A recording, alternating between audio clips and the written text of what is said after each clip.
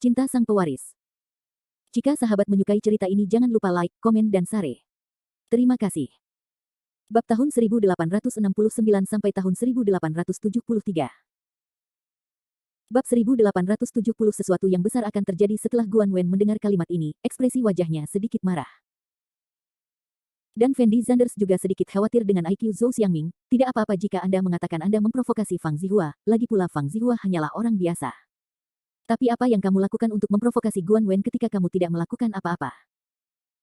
Fendi Zanders masih sangat jelas tentang karakter wanita Guan Wen itu, dan tidak mungkin terbiasa dengan orang seperti Zhou Xiangming. Kau ingin aku menghabiskan malam bersamamu? Guan Wen bertanya pada Zhou Xiangming tanpa ekspresi. Itu benar, cantik, menurutmu manfaat apa yang bisa kamu dan Fang Zihua, seorang lelaki tua, dapatkan? Jika tidak, mari kita ngobrol baik malam ini, dan aku pasti bisa membuatmu ingin mati. Kata Zhou Xiangming kepada Guan Wen dengan sangat tidak senonoh. Setelah mendengar kata-kata Zhou Xiangming, Guan Wen tidak bisa menahan cibiran, dan kemudian dia bergegas menuju Zhou Xiangming dalam sekejap. Zhou Xiangming terkejut dengan kecepatan Guan Wen, dan membuka mulut untuk berbicara. Tetapi Guan Wen tidak memberi kesempatan kepada Zhou Xiangming untuk berbicara sama sekali, jadi dia hanya menamparnya dengan punggung tangannya. Kalian pasti tahu kalau Guan Wen adalah seorang ahli bela diri zaman dulu, dan Zhou Xiangming ini hanyalah manusia biasa, jadi setelah tamparan Guan Wen ditampar, tubuh Zhou Xiangming terbang terbalik seperti bola. Itu membentur dinding dengan keras. Zhou Xiangming pingsan dalam sekejap. Bos Zhou. Para pengawal yang hadir berteriak setelah melihat Zhou Xiangming terbang keluar. Beraninya kamu memukul Tuan Zhou. Beberapa pengawal lainnya bergegas menuju Guan Wen. Tapi bagaimana para pengawal ini bisa menjadi lawan Guan Wen? Dalam waktu kurang dari setengah menit, semua pengawal ini tergeletak di tanah, mengerang kesakitan. Manajer lobi juga sedikit takut, karena dia belum pernah melihat pemandangan seperti itu sebelumnya. Bagaimana dia bisa membayangkan gadis seksi dan cantik ini akan begitu kejam ketika dia memulai tangannya? Bos Fang, apa yang kamu lakukan? Manajer lobi hotel berkata kepada Fang Zihua dengan ekspresi sangat tidak berdaya. Pergi dan atur sebuah kotak untukku sekarang, lalu kirim orang-orang ini ke rumah sakit. Aku akan menanggung konsekuensinya. Fang Zihua langsung membalas manajer lobi. Manajer lobi tampak sedikit tidak berdaya ketika dia mendengar kata-kata Fang Zihua, tetapi dia tidak berani menentang niat Fang Zihua, jadi dia buru-buru membukakan sebuah kotak untuk Fendi Zanders, dan kemudian meminta Zhou Xiangming dan yang lainnya untuk dikirim ke rumah sakit. Dari awal sampai akhir, Fendi Zanders tidak pernah mengucapkan sepatah kata pun. Di mata manajer lobi, Fendi Zanders mungkin hanya karakter kecil yang bisa diabaikan, jadi dia tidak mengambil hati Fendi Zanders. Setelah Fendi Zanders dan yang lainnya memasuki kotak, mereka mulai menunggu dengan tenang. Di sisi lain, sebelum Zhou Xiangming dan yang lainnya dikirim ke rumah sakit, Zhou Xiangming sudah bangun. Presiden Zhou, apakah Anda sudah bangun? Manajer lobi buru-buru bertanya setelah melihat Zhou Xiangming bangun.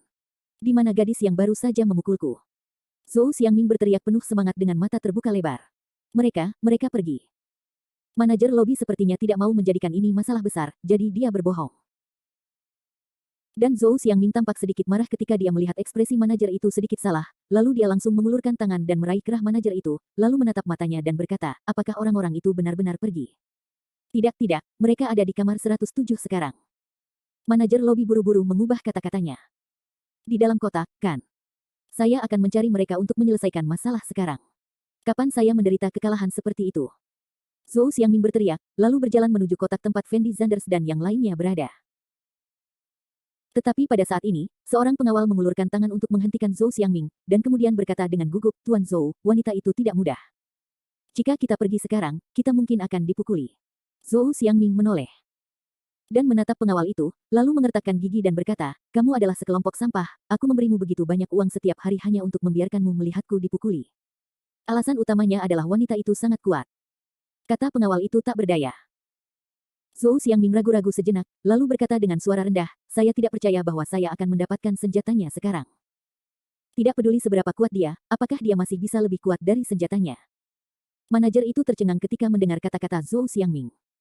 Bagaimana dia bisa membayangkan Zhou Xiangming akan membuat keributan dan bahkan berencana menggunakan senjata?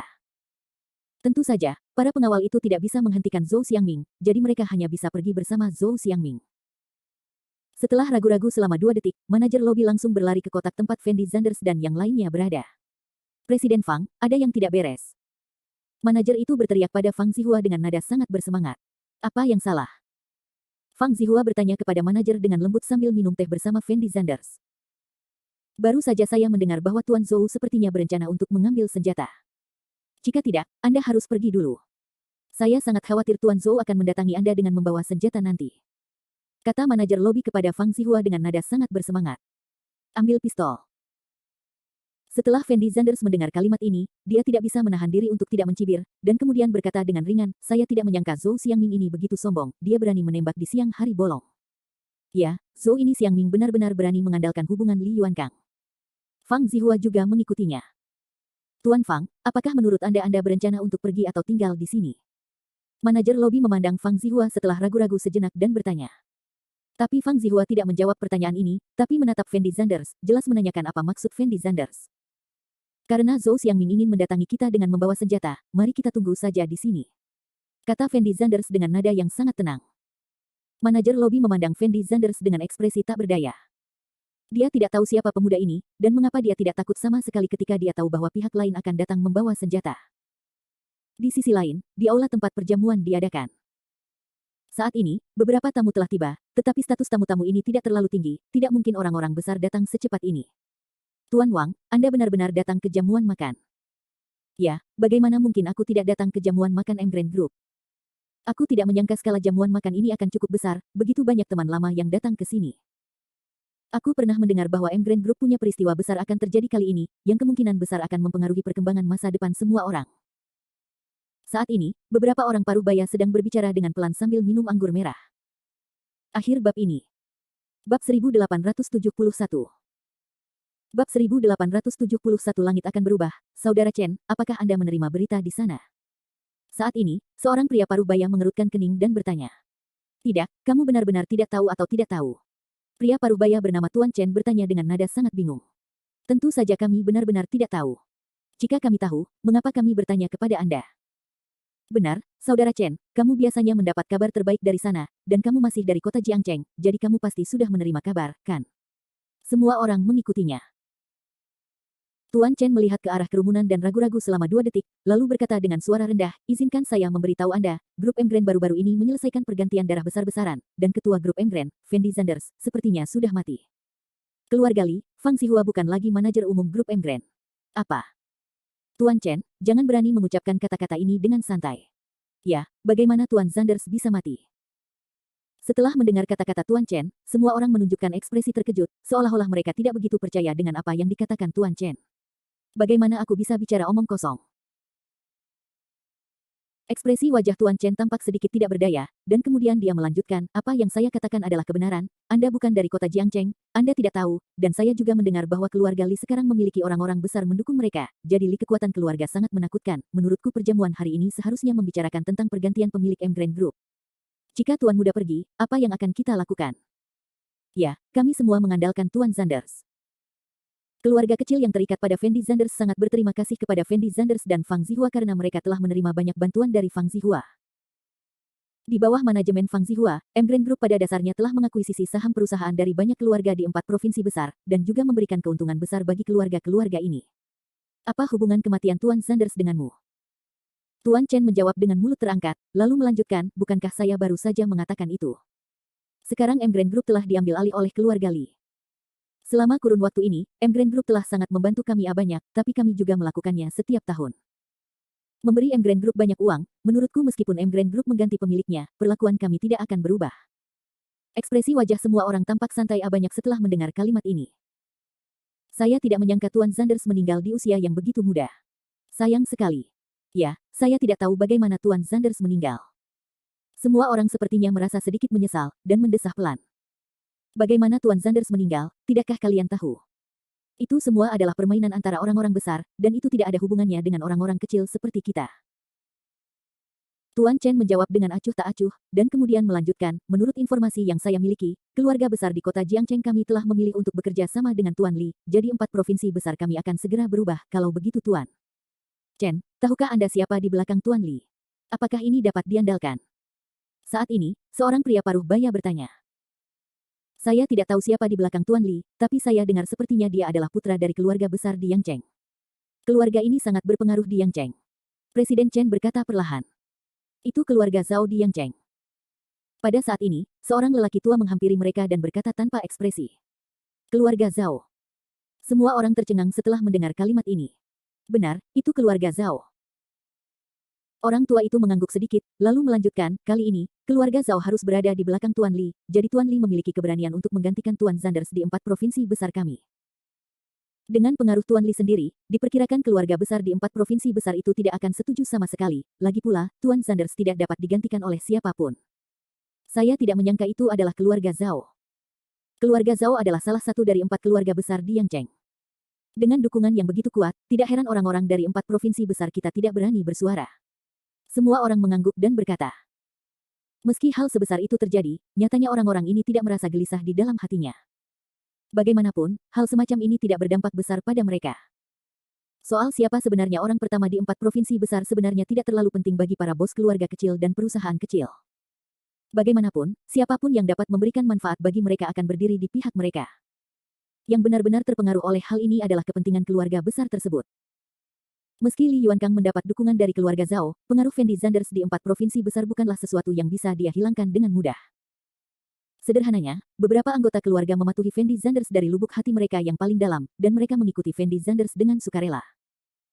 Meski berita meninggalnya Fendi Zanders sudah tersebar ke 4 provinsi besar, namun masih ada sebagian masyarakat yang menunggu kepulangan Fendi Zanders. Tujuan Li Yuankang mengadakan perjamuan ini sebenarnya untuk membujuk orang-orang tersebut. Berhenti bicara, Tuan Li sepertinya ada di sini. Pada saat ini, seorang pria parubaya mengingatkan semua orang dengan lembut. Setelah mendengar kalimat ini, semua orang menoleh untuk melihat pintu masuk aula, dan melihat Li Yuankang perlahan berjalan ke aula ditemani oleh sekelompok besar orang. Orang-orang dari keluarga Zhao, keluarga Su, keluarga Wei, dan keluarga Sun sudah berada di pihak Tuan Li. Setelah melihat orang-orang besar di belakang Li Yuankang, semua orang menunjukkan ekspresi kaget, karena keluarga besar ini baru bisa meraih prestasi hari ini setelah Fendi Zanders muncul. Dapat juga dikatakan bahwa Fang Zihua dan Fendi Zanders sendirian mempromosikan mereka. Keluarga. Tetapi saat ini, orang-orang ini semua berada di pihak Li Yuankang, yang cukup untuk membuktikan bahwa Fendi Zanders mungkin benar-benar mati. Beberapa orang merasa skeptis dengan perkataan pria parubaya tadi, tetapi ketika mereka melihat orang-orang ini, mereka tidak lagi memiliki keraguan di dalam hati mereka. Sudah menjadi fakta bahwa 4 provinsi besar akan berubah. Siapa pemuda di sebelah Li Yuankang itu? Ya, kenapa kamu tidak melihat orang ini? Baru pada saat itulah semua orang menyadari bahwa Li Yuankang ditemani oleh seorang pemuda. Pemuda itu sangat tampan, mengenakan setelan jas hitam buatan Armani, dengan sosok proporsional dan temperamen luar biasa, menonjol dari keramaian. Akhir bab ini. Bab 1872. Bab 1872 teman lama. Dan semua orang juga menemukan bahwa ketika Li Yuankang menghadapi pemuda ini, ekspresinya sangat gugup, dan langkahnya selalu setengah poin lebih lambat dibandingkan pemuda itu. Dari detail tersebut terlihat bahwa di antara sekelompok besar orang yang muncul kali ini, yang memiliki status tertinggi bukanlah Li Yuankang, melainkan pemuda tersebut.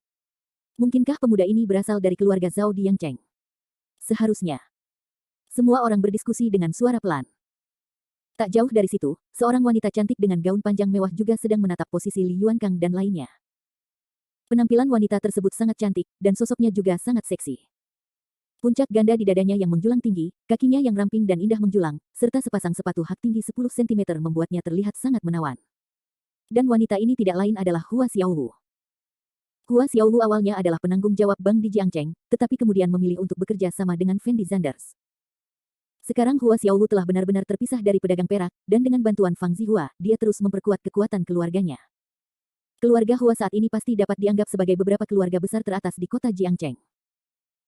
Ketika Hua Xiaowu melihat Li Yuankang dan yang lainnya muncul di atas panggung, ekspresi wajahnya agak aneh, dan dia diam-diam menghela nafas di dalam hatinya, mungkinkah Tuan Zanders benar-benar meninggal di Gunung Chifeng? Menghadapi peristiwa besar yang terjadi di 4 provinsi besar, Hua Xiaowu selalu bersikap netral. Dia tidak memilih untuk bergabung dengan Li Yuankang seperti keluarga besar lainnya, dia juga tidak memilih untuk melawan Li Yuankang. Telah mengamati bagaimana segala sesuatunya berkembang. Jika sudah menjadi fakta bahwa Li Yuankang menggantikan Fendi Zanders, maka Hua Xiaowu hanya bisa membuat pilihan yang tidak berdaya. Bagaimanapun, seluruh keluarga mendukung Hua Xiaowu, dan dia harus bertanggung jawab atas keluarganya sendiri sekarang. Di saat yang sama, sekelompok orang juga menatap posisi Li Yuankang. Kelompok orang ini mungkin yang paling akrab dengan Fendi Zanders. Zhou Muxue, Ku Xiaoying, Su Cheng, Lin Zihua, Luo Zhengji, Kong Junhao dan lainnya semuanya hadir. Awalnya, Lin Zihua berpikir bahwa dia mungkin bukan lawan Fendi Zanders dalam kehidupan ini, karena dia bukan 1/10.000 dari Fendi Zanders dalam hal apapun. Fendi Zanders tidak hanya memiliki kerajaan bisnis senilai lebih dari 1 triliun yuan, tetapi juga dia juga merupakan murid langsung dari Fang Zihua, generasi ahli seni bela diri kuno. Setelah dia melihat pertempuran antara Ye Juechen dan Jiang Yifan di Xiangjiang, dia sangat terkejut. Dalam sekejap, dia melepaskan gagasan untuk terus berurusan dengan Fendi Zanders. Karena saat itu, Lin Zihua merasa Fendi Zanders terlalu menakutkan, dan tidak mungkin dia menjadi lawan Fendi Zanders. Tapi siapa sangka segalanya akan berbalik saat ini. Awalnya Fendi Zanders membuka celah dengan Lin Zihua dan yang lainnya secepat dia curang, dan tidak ada cara untuk menutupi celah ini. Sayang sekali Fendi Zanders pada akhirnya jatuh seperti meteor. Namun kedua gadis itu, Zhou Muxue dan Ku Xiaoying, sepertinya tidak bisa menerima kenyataan bahwa Fendi Zanders telah meninggal. Zhou Muxue tidak menerimanya karena kepercayaannya pada Fendi Zanders. Tapi Ku Xiaoying tidak bisa menjelaskan mengapa dia tidak bisa menerima kenyataan ini. Dia selalu merasa bahwa segala macam hal luar biasa akan terjadi pada Fendi Zanders, dan mungkin kali ini sama saja. Dengan semakin banyaknya tamu yang hadir, jamuan makan akhirnya akan segera dimulai. Li Yuankang berjalan ke atas panggung bersama pemuda luar biasa itu, dan kemudian berteriak kepada semua orang sambil tersenyum, harap diam, semuanya. Setelah mendengar kata-kata ini, semua orang melihat posisi Li Yuankang. Saya tahu bahwa sebagian besar orang yang datang ke jamuan makan hari ini tidak mengenal saya, jadi izinkan saya memperkenalkan diri secara singkat. Nama saya Li Yuankang, dan saya adalah keponakan Li Xiuqian, mantan ketua M Grand Group. Li Yuankang berhenti sejenak, lalu melihat ke arah kerumunan dan melanjutkan, paman saya meninggalkan surat wasiat sebelum dia meninggal, dan membiarkan Fendi Zanders mewarisi semua warisannya, tapi sayangnya, kehidupan Fendi Zanders ini tidak terlalu baik, meninggal dunia sebelum mewarisi warisan, jadi secara hukum, saya sekarang adalah satu-satunya pewaris paman saya. Tuan Li, jadi Anda telah mewarisi warisan itu sekarang. Saat ini, seorang pria parubaya memandang Li Yuankang dan bertanya. Saya belum mewarisi warisan tersebut, namun saya sudah meminta tim pengacara saya untuk melalui prosedur hukum. Saya rasa tidak akan butuh waktu lama bagi saya untuk mewarisi warisan tersebut secara sah, dan M Grand Group juga akan melakukannya. Menjadi milikku. Li Yuankang berkata sambil tersenyum. Setelah mendengar kata-kata Li Yuankang ini, semua orang mulai berdiskusi dengan suara pelan. Lagi pula, di mata mereka, perkataan Li Yuankang ini masih menyimpan banyak keraguan. Yang terpenting adalah kematian Fendi Zanders. Sekarang Li Yuankang tidak dapat memberikan bukti apapun untuk membuktikan bahwa Fendi Zanders telah meninggal, jadi dia mengumumkan berita kematian Fendi Zanders kepada dunia luar, yang sangat tidak pantas. Hanya karena orang-orang ini hanyalah bos dari beberapa keluarga kecil dan perusahaan kecil, mereka tidak berani melawan orang-orang seperti Li Yuankang, jadi meskipun mereka memiliki keraguan di dalam hati, mereka tidak berani berbicara. Kamu berbicara omong kosong, saudara Fendi Zanders belum mati sama sekali. Namun, pada saat ini, Zhou Muxue tiba-tiba berteriak pada Li Yuankang. Li Yuankang memandang Zhou Muxue dengan acuh tak acuh, dan kemudian berkata tanpa ekspresi, Nona Bai, saya tahu bahwa kematian Fendi Zanders telah memukulmu dengan keras, tetapi kejadian ini sudah menjadi fakta. Seseorang melihat Fendi Zanders jatuh dari tebing dengan matanya sendiri. Menurutmu apakah seseorang bisa jatuh dari tempat setinggi itu dan masih bertahan? Tetapi polisi juga tidak menemukan mayat saudara Fendi Zanders.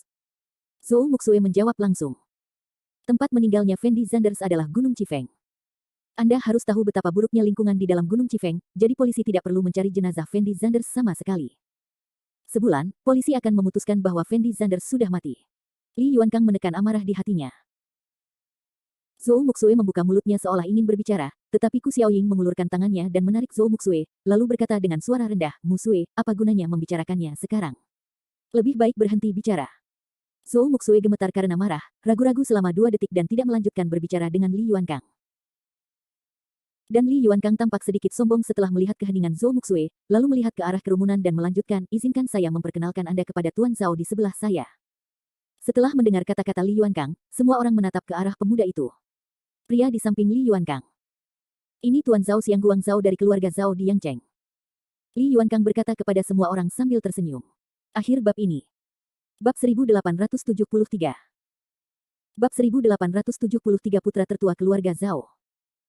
Setelah mendengar kalimat ini, semua orang kembali menunjukkan ekspresi terkejut.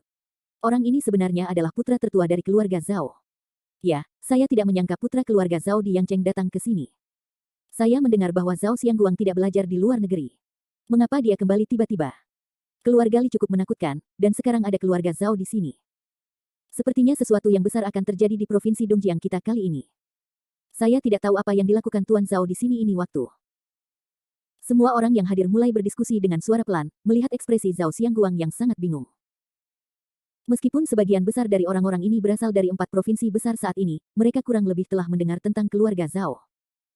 Di mata orang-orang ini, keluarga Zhao tidak setingkat dengan mereka, jadi semua orang melihat Zhao Xiangguang, dia masih agak takut. Kamu mungkin tidak mengenalku, tapi itu tidak masalah. Aku akan tinggal di Jiangcheng selama sisa waktu, dan kita bisa saling mengenal secara perlahan. Saat ini, Zhao Xiangguang tiba-tiba berbicara kepada semua orang. Tuan Zhao, sebagian besar bisnis keluarga Zhao Anda ada di Yangcheng.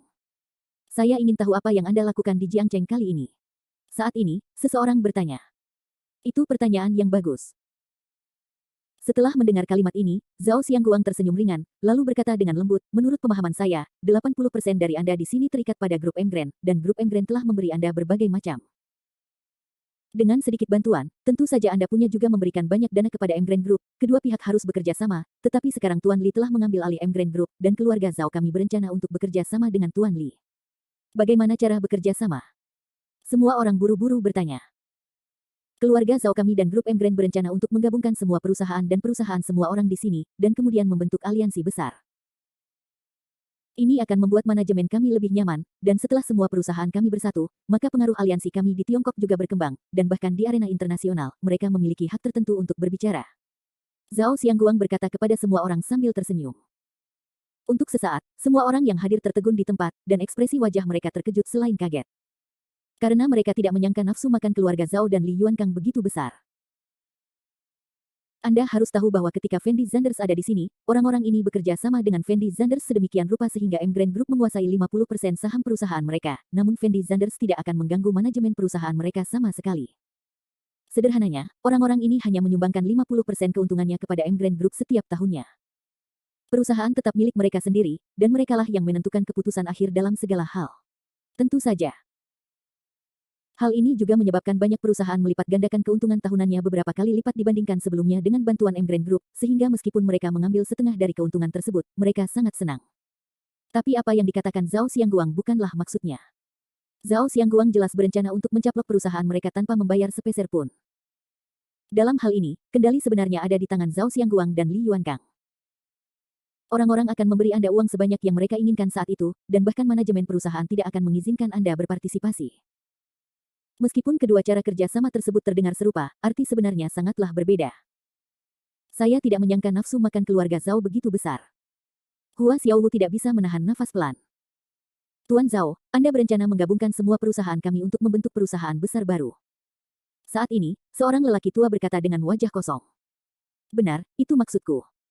Zhao Xiangguang mengangguk tanpa menyangkalnya sama sekali. Kalau begitu, aku tidak tahu apa manfaatnya bagi kita.